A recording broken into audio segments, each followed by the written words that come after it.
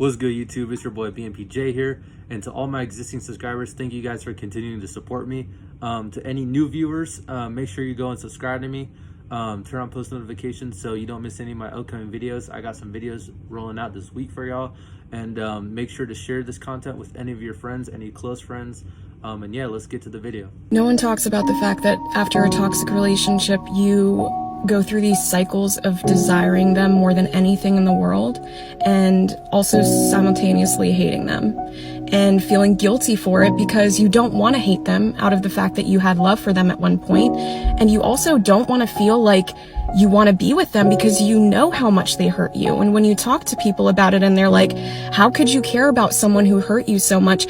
It doesn't make sense because you can't express feelings in words. You can't say exactly what it was that you experienced with them. And most of the time, what we were feeling with them, what we were in love with, was the feeling of love, not necessarily them. So we're missing and craving this feeling of love.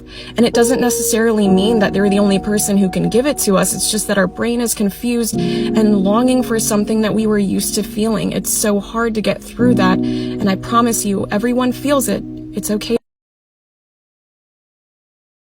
No one All right, so I let the whole video play out just so you guys can hear the context of the specific video.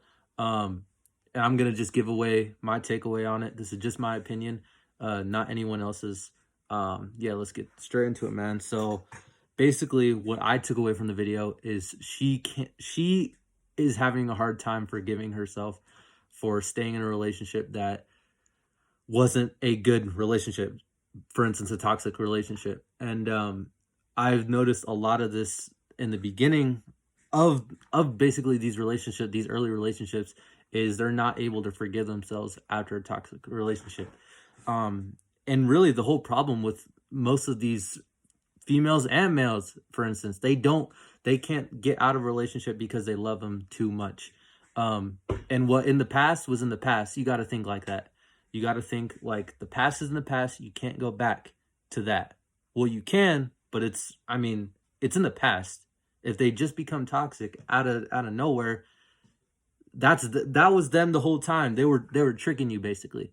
So you got to basically get yourself out of that situation, and you got to try and slowly forget that past relationship. Again, it was in the past. You just got to forget it. And like I said, a lot of these people, they don't know how to forget. They don't know how to forgive themselves for staying in those relationships.